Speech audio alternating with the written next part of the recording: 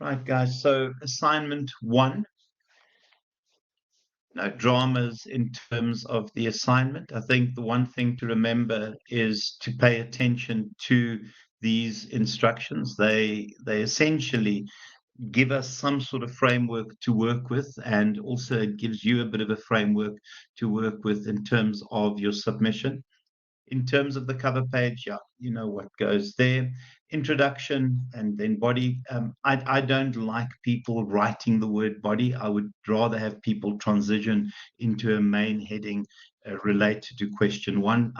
So my students, I don't want to see body there whatsoever. And then conclusion, and you can see there, I seriously doubt whether we'll have any appendices. Please have a glance at the word count.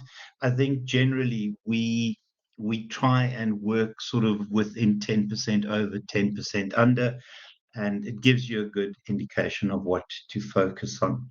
Right, so the first thing to remember is this specific page. We have to give marks for this, and these are, in my mind, also easy marks to lose if you don't pay attention to it. So there are a couple of things that we expect in terms of the actual structure around the report, a proper introduction, a proper conclusion. So for me, an introduction does a couple of things. It grabs attention, it gives me a reason to read further, and it provides me with a roadmap in terms of what we are going to expect to find in terms of the submission. A conclusion for me ties everything together in a nice little present with a nice little bow.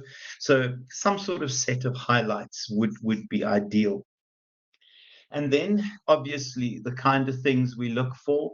Writing style, please make sure that you keep your sentences simple. I don't like the word simple, but I think as lecturers, we look for a comfortable writing style. We do not like massive 7-line sentences becoming an entire paragraph.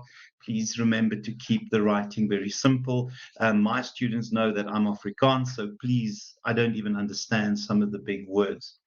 And then, yeah, please also do yourselves a favor. And when you submit, please run the editor function in Word. If you don't know how to run the editor function, I'm pretty sure somebody will help you on a group. But before you submit anything, please make sure that you use the editor function. If you use Grammarly, then obviously that's fine, but you only use Grammarly in terms of checking, editing, etc. Please be very, very careful. And I think it's just important to point this out. It's become very simple to access OpenAI. The truth is, if we allow AI created stuff to go through, we reduce the quality of the actual qualification. We mess with the integrity of the qualification. And honestly, we will catch you. Absolutely will catch you. There are certain things that come out. For me, I think you are well aware that this is your qualification, not some American who's written some algorithms qualification. Right. And then just in terms of the tone of report, a professional, so please keep language academic, comfortable but academic, and then make sure that you do the rest there. Yes, guys, and then obviously this is an Oryx assignment. Please make sure that you link it to the bits that are here. So for us, a really good assignment is one that integrates theory and application. The way I look at application and the content from the actual bit here, the case study, is the application brings the theory to life. And I think in terms of you writing the assignment, try and make sure that you link the right examples with the right theories and let the theory live. So we don't really care too much about theories. For us, the best theory is practical. So we don't want a theoretical discussion. We want to see the theory come to life. Please also make sure that you give enough theory and then also support the theory, as I said, with the application bits from the case study. Right, case study, I'm assuming that you've read it. It is quite a significant case study. Yeah, so if you want extra sources on that, you can have a glance at that. Nothing wrong in terms of referencing those sources. I have a moment here every time because my students are aware I will lose my mind if you reference indeed.com. It is not a peer reviewed site, it is a load of horse manure. Please, guys, do not reference this. Mind Tools is a set of ideas that are thrown together. It's not peer reviewed. I'm going to be quite annoyed with my students if we see in these two. I don't really care whether they recommended readings for the question. I cannot understand that at this stage, at a third year level, we put this kind of rubbish into an assignment. So we are dealing with this at a higher level, and hopefully it won't be repeated. So please don't default to Mind Tools, indeed.com. I don't like that whatsoever. Kim, Theo, do you guys want to say something, M, on that? Are you okay with people using Indeed and Mind Tools? No, I agree with you, Hi Henny. I there, remember. Henny. Oh, sorry, you go, Theo. I agree with you. Okay, go, Okay, Theo. thanks, Kim. Be the same, Henny. At third year, considering the guys are doing research and they are aware of what is and what makes a good sort of academic source, my expectation is at third year that you should be able to quote and reference academic sources, peer-reviewed articles. I've also supplied a range of articles that is appropriate. So, I mean, there should be yeah, nothing like this. I mean, Mind Tools or any of these websites. Yeah, I fully agree. Theo. Yeah, I I'm agree with quite you happy. as well. Totally agree. Yeah, go, M. Yeah. At a third year level, I think the level of research that you're meant to be doing is a bit more in depth. Do you know what I mean? Like at an academic level. So I totally agree with what you're saying and what Theo's saying. Yeah, and Google Scholar, thanks, Kim, is acceptable. Yeah, it is absolutely acceptable. And then obviously we've got Emerald and EBSCOhost, and I assume that at this stage you default to Emerald and EBSCOhost along with Google Scholar. Right, I think that's fantastic, guys, that everyone agrees on that. Okay, so have a glance at this. It talks about intended, deliberate, and emergent and realized strategies. One of the things that we've seen in terms of the world at this stage is that we deal with an unpredictable mess. The environment is this. Sorry, guys, people are asking questions about the recording. Sorry about that. I think the reality is it is very difficult to make predictions about the environment. It's very difficult to make predictions about our future. I think it is an insane place. So, if we think of what traditionally would have happened in terms of strategic management, a group of senior managers would have got together somewhere. Sorry, no problem, Boya, no problem at all, Theo. So if in the past what we had seen is that we have a group of senior executive managers go into some sort of retreat and they create a vision, a mission statement, long-term objectives, they do a SWOT analysis, they can absolutely Nepo, but just make sure that that it is at least peer reviewed. So be careful that it's not a blog written by the university. Okay. Sorry, guys, I should stop over there. Yeah, it's credible. Blogs, if I see a blog, I'll lose my mind. So in the past, we had this traditional approach to strategic management because the environment was predictable. We could actually create strategies. We could almost rely on those strategies to take us into the future. So in terms of what we see, those would be intended strategies. They would be deliberate. They would be set out in terms of our strategic plan. I think what we've seen is in particular, and in particular when I think of COVID, and I don't want to go back to COVID because COVID is over now, but I think very few people predicted COVID, and a lot of companies had to repurpose themselves. I always think of the New York Library, which was about to close, and somebody said, well, why don't we use our 3D printers to print masks in terms of PPE? And the reality is, so a lot of the stuff that we see in an insane environment are in the emergent strategies. A realized strategy is one that we've achieved. It has worked in terms of our plans. It's part of our strategic plan.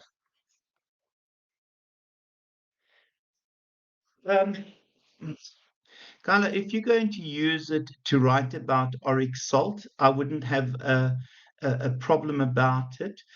So published news is fine if you are using it to support your theory. But if you are using theories, etc., I honestly would prefer, and I don't know whose student you are, I wouldn't draw theories from published news.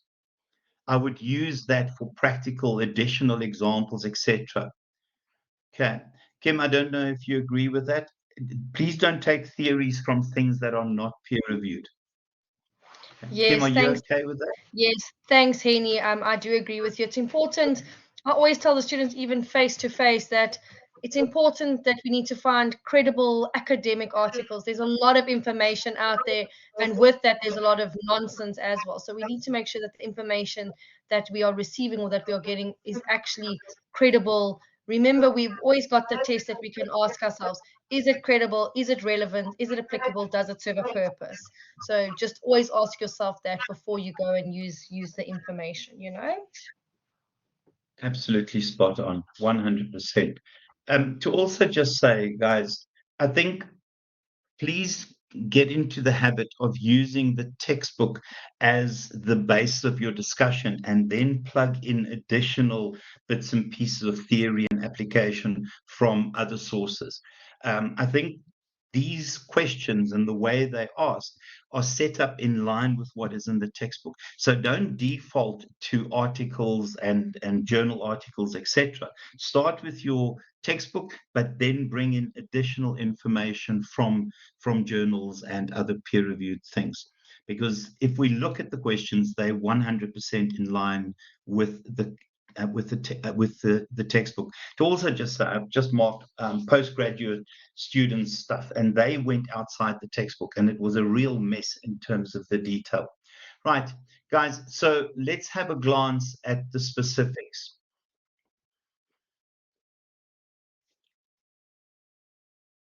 Okay, guys, so there we go, the intended deliberate emergence strategies.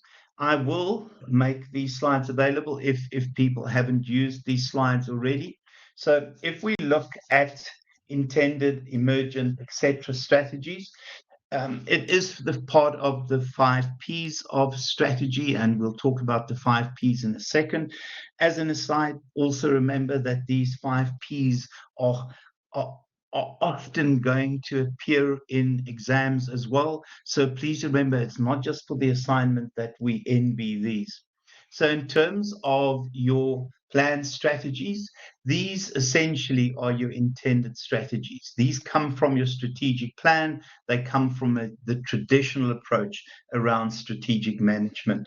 In terms of those realized strategies, these are strategies where we've got the sweet spot in terms of the strategy in essentially aligning the organization with the external environment. So our predictions in terms of pestle, etc., and in terms of the competitive environment were accurate enough to create a strategy that in fact worked in terms of our strategic plan, also worked in reality. And then we have these unrealized abandoned strategies. Again, my apologies for COVID, but I think a lot of companies had big plans for 2020, and then they had to repurpose. And it was either repurpose or send your employees on unpaid leave or go into liquidation. So we often have these strategies now because the world is so insane, and because it is so difficult to make predictions about the environment, that you often see strategies that aren't realized. And it doesn't mean that the strategy was bad initially. It meant that your assumptions at that time was not an accurate reflection of what the realities are now. Guys, and emergent strategies, yeah, these you make up on the fly. These essentially are put in place when there are new opportunities that you hadn't anticipated, where there are new threats which you hadn't anticipated. And often, really successful organizations are able to turn the response down to almost nothing in terms of the emergent strategies. It is striking while the iron is hot. It is being light on your feet. Any questions in terms of that one? Can I just see, does any of the students, do any of the students want my slides? I'm quite happy to share them. Okay, just let me know afterwards if you want slide.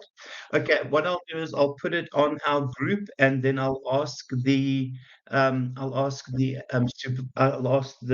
lecturers to share them. Okay, I'll definitely do that, guys. Definitely will do that. Right. So the second question there. Right. So the strategy is using in their business venture.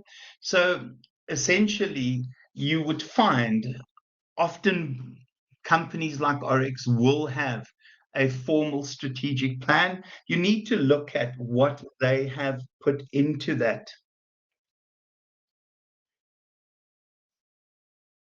Okay, that's perfect. So generally what will happen is that this is the kind of intended strategy, and if it was successful, then obviously that is what you would call your realized strategy.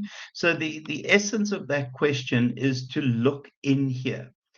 If I think of Oryx Salt and some of the stuff that I've seen, it really is a company that is organized and has a strategic plan in place that is very, very clear in terms of what they want to achieve. Now, the simple truth is it might not always be perfect, and that's when we look at emergence and other strategies as well. Anything from the other lecturers? Okay, All that's good, my perfect. side. Thanks, Henny. That was clear. Yeah, perfect. Yeah, that was Awesome, very well perfect. explained. Thank you. I explained it in a very similar manner. So spot on. Okay, perfect. Thank you. Thanks, perfect. Mandy, I'm going to forget the question. Remind me later to answer that question, okay? Right, so the next part is an introduction of each of the 5 Ps. So I'm going back to my slides.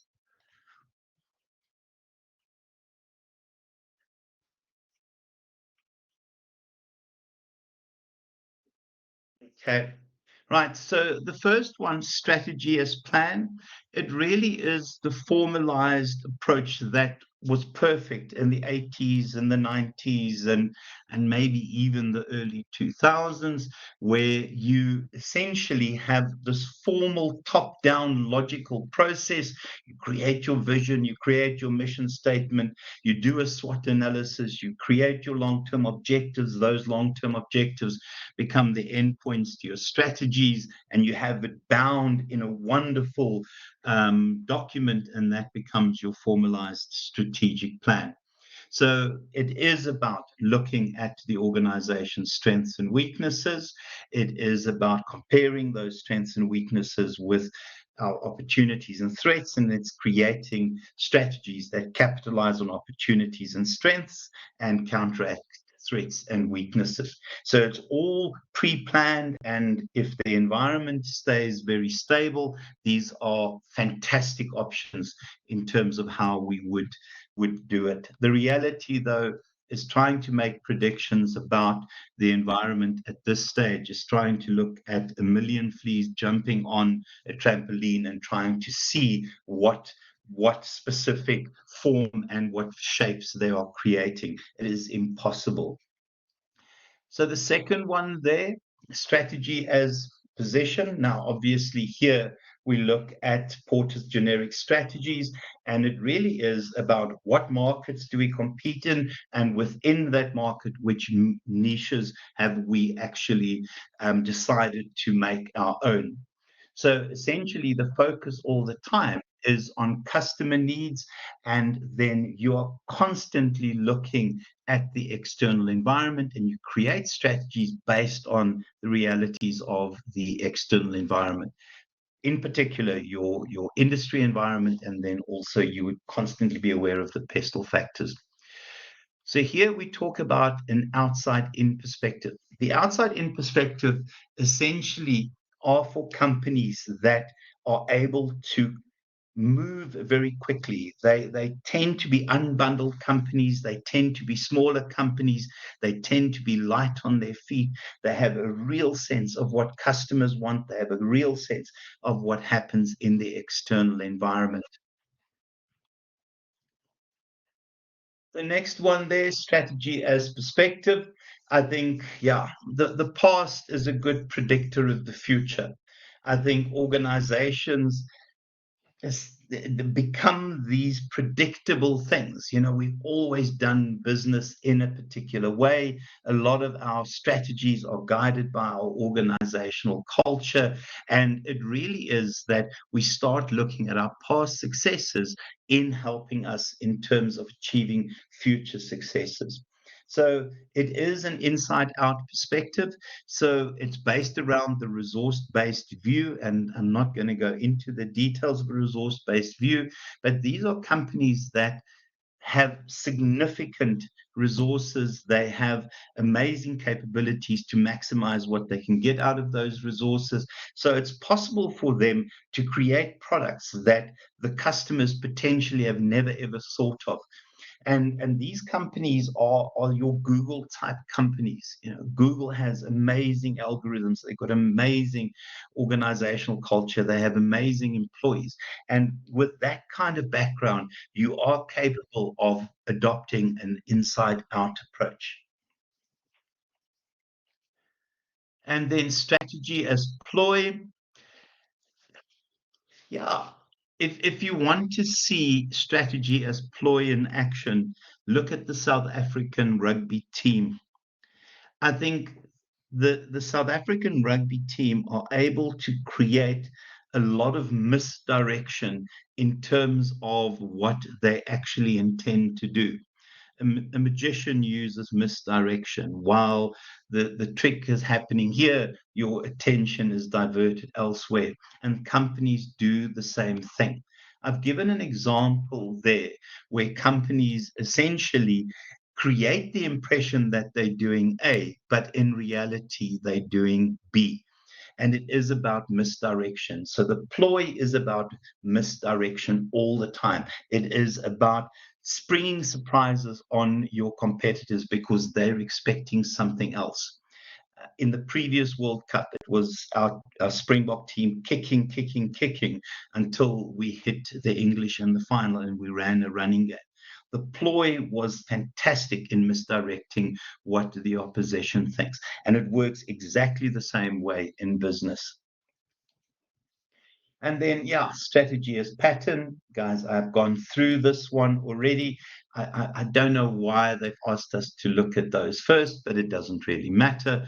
So, yeah, we've done strategy in terms of it being a pattern. Right. Any questions at this stage? Remember, integrate application and theory. Any questions? The mark breakdown for the assignment, Unashe? Okay, so that's 30 marks. You have to look here, okay? Please keep focusing on there. So the rubric is your be-all and end-all in terms of your answers. It is also good practice to use this rubric because a very, very similar rubric will be used in the exam. Right, guys, get used to these rubrics. We'll talk about the exam prep. I have shared tests and mock exams with the lecturers. Please focus on the rubrics because those rubrics essentially give us a very clear guide of where your focus should be, as does this rubric. Okay, any questions on that one there?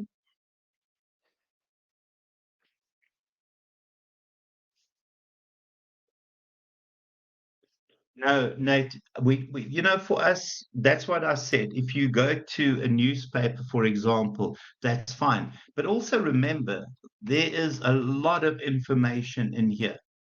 There is a hell of a lot of information. So the way I see it is here in terms of the case study is more than sufficient to bring the theory to life. Okay. So your examples are in the case study. Your examples relate to onyx, or is it oryx salt? Sorry, oryx desert salt. Don't know if that answers your question, Nate.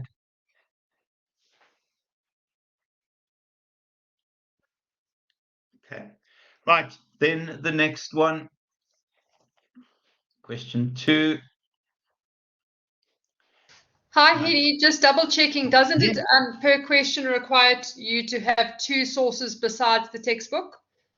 I remember checking that or seeing it somewhere. Yeah. So Per question. yeah. So and I think that's just yeah. what Sorry. Nate's going to be asking. Absolutely right. I think Thanks, I Em. saw I it don't know if somewhere. that's what you're asking, Boyo. Yeah. In terms of your example, the example will come from there. If you need additional support for your theory, then obviously peer-reviewed sources. Okay, Nate, I don't know if I've answered that well enough.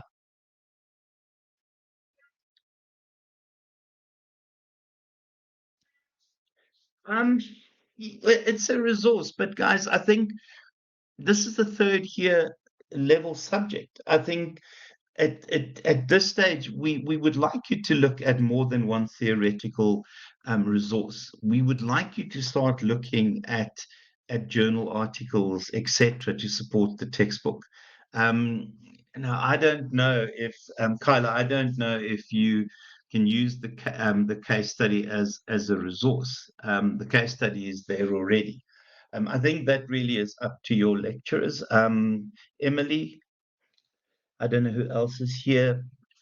I don't know if everyone else is here. Em, what do you think about that? I'm just thinking, I've just Kim? gone back to check my assignment breakdown notes from our side. And on my notes, Yeah. I'll happily share them as well. I shared them with Kim. It says 2 additional minimum sources besides the textbook. So the textbook could obviously be 1. Your case study that you've been given would be 2. And I would accept the links. Yeah, I'd also probably accept the link just because it's the link they've actually Okay, given that's us, fine. I think. Okay, we'll make that the standard then. I'm quite happy for us to make that the standard. Okay, so the link is one resource as well. Thank you for that. But can also just say, guys, remember we like the idea of above and beyond. Yeah, I think the 90s that get allocated are for the above and beyonds. Okay, absolutely, Nate, 100%. Right, this one now, if we look very briefly at this, it's the idea of shared value and inclusive business. Yeah, absolutely. Look at the Oryx website. Please do that. Right, so again, we are looking at my slides here. We're looking at shared value. It is Learning Unit 2, and it's that bit there. Oh, do not reference the IIE. It's not the IIE stuff that Kyla, it is whoever the author is of the article. It's not IIE.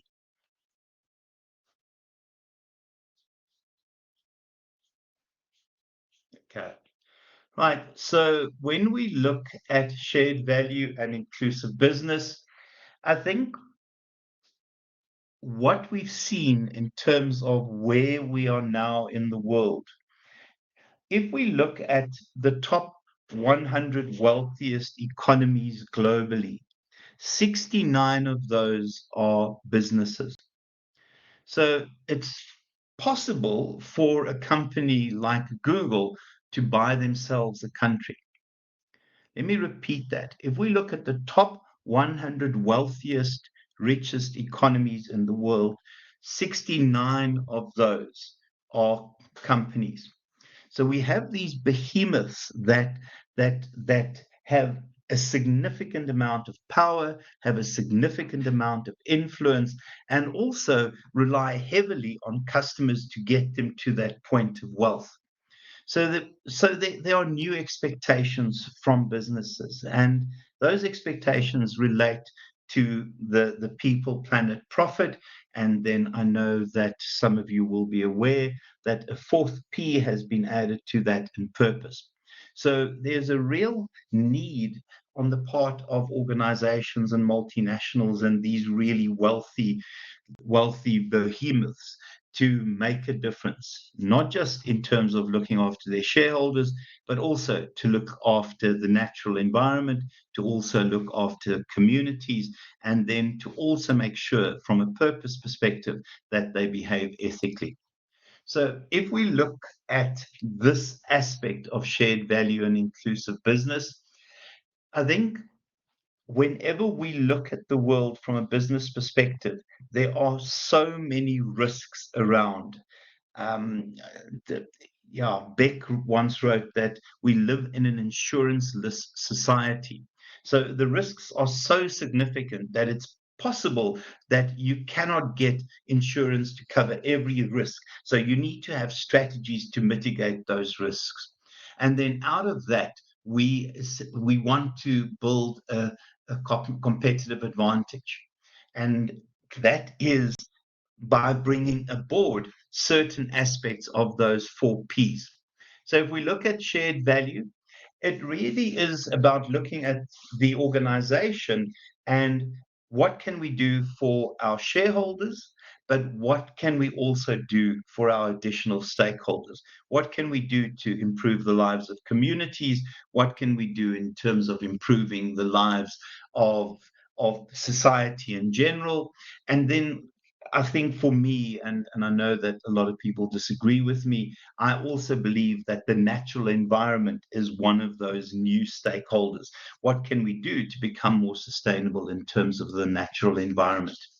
And then inclusive business is where we start looking at businesses and communities and markets that were previously excluded from our businesses. And that would include obviously things like your bottom of the pyramid, doing business with people who we would have previously considered too poor to form part of our customer catchment area. So re-looking at who our customers are, looking at what we can do in supply chains, making sure that we use local supply chains. We know that Woolworths is very good at empowering communities because their focus is on local supply chains. So if we look at the concepts, the first one is the idea of redefining productivity in the supply chain. I think if you want to be a supplier to Woolworths, you will jump through hoops backwards, and then they light the hoops on fire to make sure that you're really putting in effort. I think for us, when we think of Woolworths, they live every one of these. If you are going to be part of the Woolworths supply chain, you have to prove that you have sustainable practices, that financially you have decent systems and processes in place and controls in place, that you impact the community that you operate within positively. So what we see is they re-look at their supply chain. They look at using local suppliers in order to cut down on transport costs, in order to reduce the impact on the natural environment. And then we also look at cluster development. In terms of cluster development, MTN, DSTV, MultiChoice does it really well. When they move into a new area, they will appoint a specific installer, a specific company that does the installations and support, and that company would then get people from the community and set up smaller businesses, and you have this this economic cluster developing. And then re-looking at our products and our markets. And again, it's about the bottom of the pyramid. It is about what can we do to have a bigger reach, to have a bigger impact. So if we look at the supply chain, And yeah, so first of all, we look at reducing our impact on the natural environment, and therefore, when Woolworths appoints a supplier, they have to prove that they're sustainable. And then also making sure that when we do deliveries, that we have some sort of software that allows for minimum travel and maximum amount of goods transported. And that's where the cluster development all and those kinds of things also come into it. And then, yeah, from a natural environment, moving towards energy efficient lighting. We know, for example, that Woolworths is in the process of only using electric delivery trucks. I don't know how far they're away from fully going that route. And then, obviously, the idea of local suppliers. The second one is cluster development. Yeah, so this is that kind of setup where you create an economic cluster where you have suppliers in a similar area, and then the focus there is once you've got the infrastructure in place, it is easy to travel once instead of traveling in 20 different directions. And then, yeah, reconceiving goods and products and services. So here we look at the bottom of the pyramid. We look at unmet needs within communities.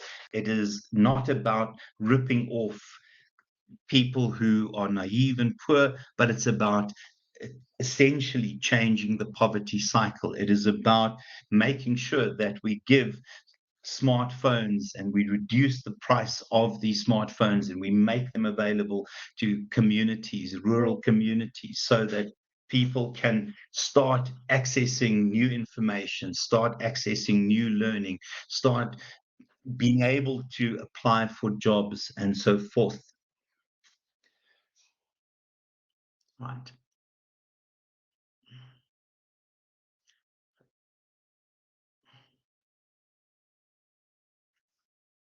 Sorry, guys, that is it. I'm getting carried away.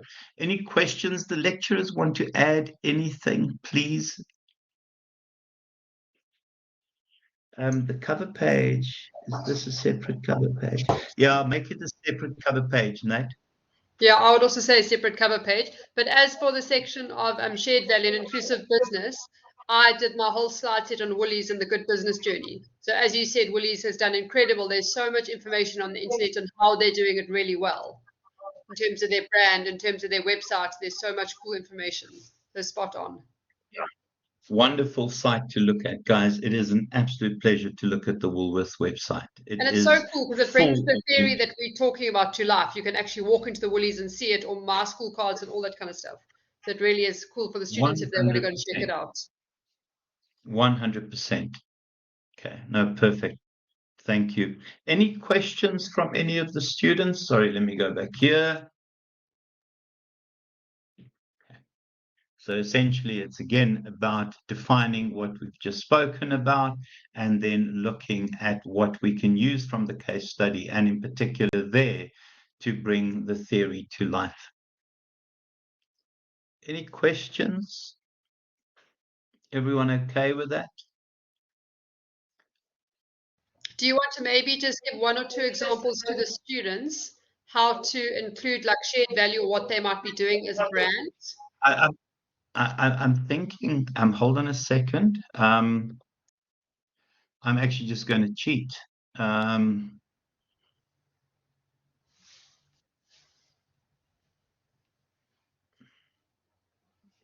Guys, so if we look at the Woolworths site, and sorry, I am cheating a little bit here. I think this to me is every single one of those in action.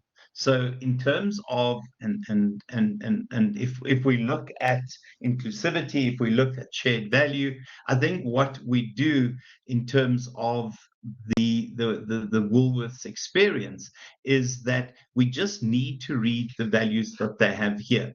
So in terms of suppliers, they make sure that they create these clusters, that they have suppliers that are sustainable. In terms of health and wellness, again, the bigger picture constantly, the focus on healthier lifestyles, better choices. And these principles will apply to their suppliers as well. And then also in terms of social development, again, looking at an impact on the communities, improving lives in communities, giving opportunities for people to earn a living that previously they might not have had. And then obviously the specifics that they're looking at, the idea of sustainable farming, the idea of making sure that they stop using plastics, and we know about the Woolworths bags, in terms of the idea of recycling and making better use of water, and then obviously from an energy perspective, doing the whole going solar, etc. So we rely less on burning coal to basically keep our businesses going. So in terms of that, so what can Oryx do to improve inclusive business? So it is about communities. It is about making sure that we show concern in terms of the natural environment, and looking at empowering and making sure that we start doing business with people haven't done business with previously. And then the same with shared value. Emily, do you want to share extra? Sorry, I think I might not be giving enough. No, it's a perfect answer. Amazing. I've been following Okay, the whole way. Perfect. okay, thanks. Guys, yeah, so that's that one. Again, please look at the rubric. What? Sorry, guys, who said 2 cover pages? You have a separate cover page, and then you start with your assignment. But remember, you have to ideally put in a table of contents. There's not a 2. I've never heard of a separate, two cover pages. A separate cover page totally, but not 2 cover pages. Maybe the students are confused. Sorry, well, if you look at this, it is one assignment. It is one introduction and one conclusion. You don't have a cover page. You don't have a cover page for each of the questions. Is that what you're asking? You have one cover page, and then you have one introduction and one conclusion. And then the questions sit in the middle. So if I look at this outline here, where the heck is it?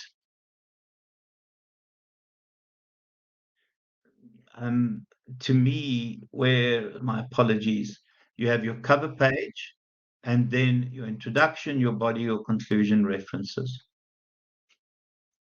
Sorry, Boya. Yeah, just remember, Boya, you're doing this online, hey?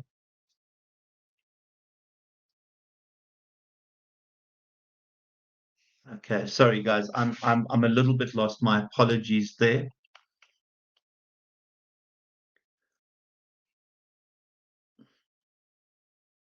And then the next one. Yeah, so if we look at the mission statement, there are a couple of things I've just realized, and I should be more organized. I've realized that I might be able to share something. Hold on a second. I just want to steal it somewhere. I gave it to my other group of students. Hold on a second.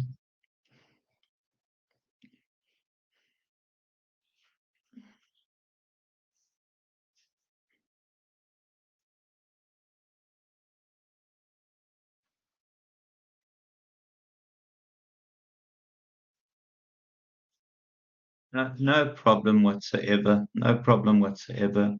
I don't know, and I just realized this. My apologies. I completely, and I didn't do it for this group. I'll move it across, and maybe you might want to use this. So my apologies for the bit of confusion there.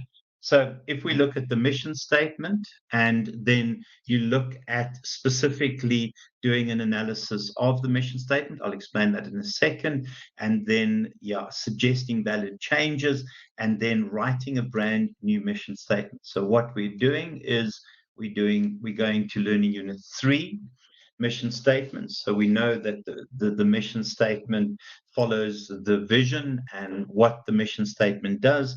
It tells us the purpose of the organization. The one thing to remember is a well-written mission statement will speak equally to every one of your stakeholders. So irrespective of whether a customer reads it or an employee or a shareholder or the community or a supplier, etc., reads your mission statement, the belief is that each of them would think that the mission statement was written for them. And it's an important way of thinking of mission statements because it has to speak equally to each of your shareholders. Now, each of your stakeholders, my apologies.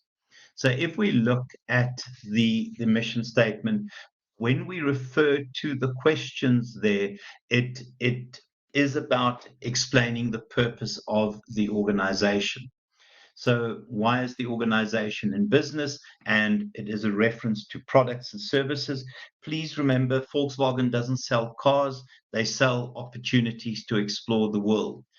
The Woolworths doesn't sell groceries, etc. They sell health and wellness. So please remember, you don't talk specifically about the product service, but it is what that product and service means to the customer.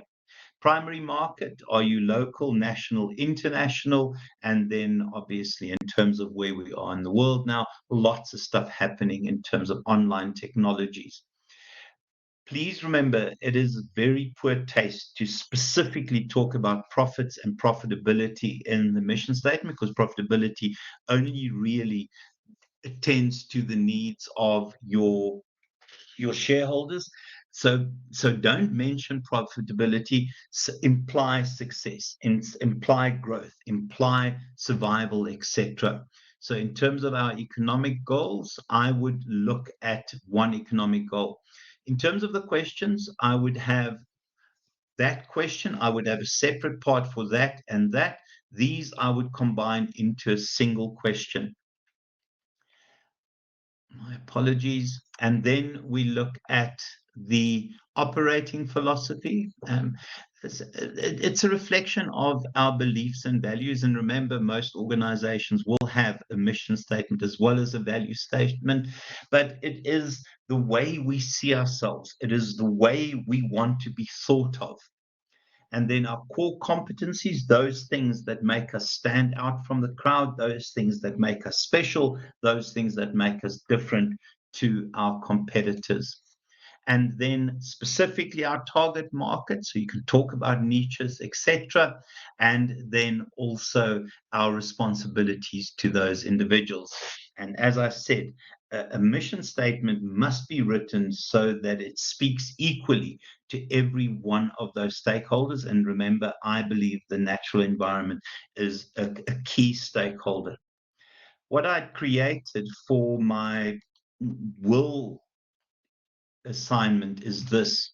So those are the questions that I want them to ask. Now, I didn't write them as questions. I have product, market, technology, economic goals, philosophy, core competencies, target markets, shareholder responsibilities.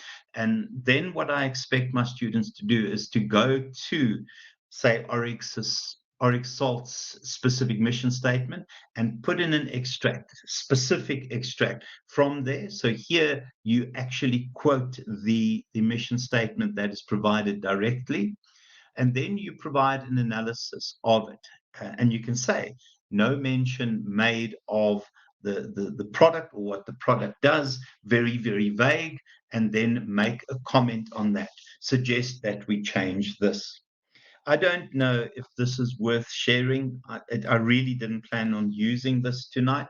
And then you do that for each of the questions and you do that analysis, and then you write the mission statement. Obviously, you would talk about the what statements for the purpose of the organization.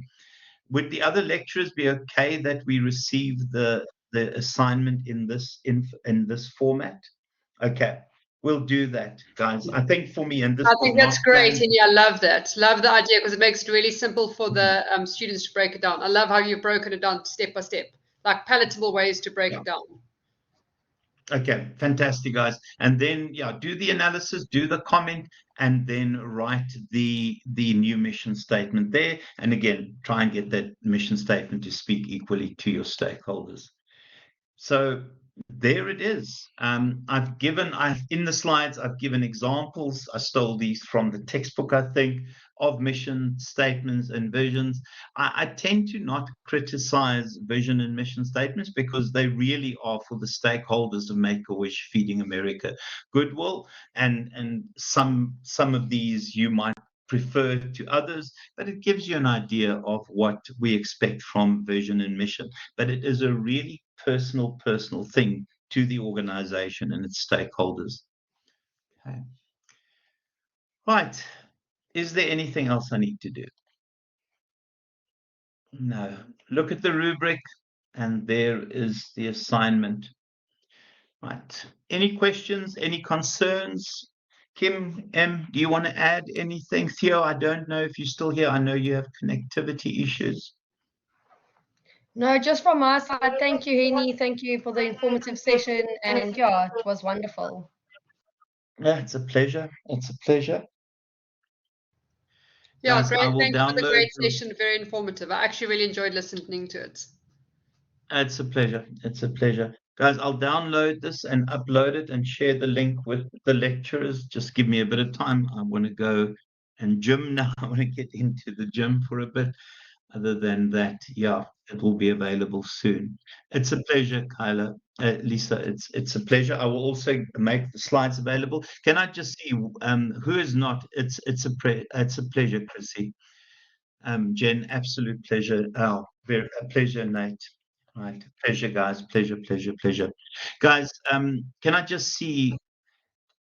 Pleasure, guys. Absolute pleasure. You've got my slides. Kim, you've got my slides. Yes, correct. Guys, I have the slides, and they are, yes, I think I've got all of them that you have sent us. Okay, you'll get them from your lecturers. I'll upload it onto our lecturer group and just ask the lecturer for it. Just give me a bit of time to do it. Okay. Guys, what is the submission date for this? That's what I have, 10 May. I think that's correct. Let me just doubly check that. 10th of May. Yeah, 10th of May. I'll make sure. Yeah, I'll make sure. Yeah, Jenna, I've got it on the Jenna, 10th of May as well. Okay, 10th of May. And assignment 2 is the 23rd of May. Just be planning ahead. Yes. Yeah. Sandra, have you done your declaration? What integrity declaration? I think this is the link. Oh, for Pete's sake. Sandra, are you one of my students? I know that some of my students are struggling with that as well. My suggestion is, Sandra, so you've sent me a message earlier. Sandra, my message stands. If the link is not there because of some mess on our side, just before the submission time, upload it onto my WhatsApp, please, so that I have some evidence. And then obviously, Sandra, I think it is you. I don't know who I've been talking to today. Yeah, just upload it onto my WhatsApp if Varsity College doesn't get their nonsense sorted out. The online team is quite good with making those links available. I know sometimes they do it 2 weeks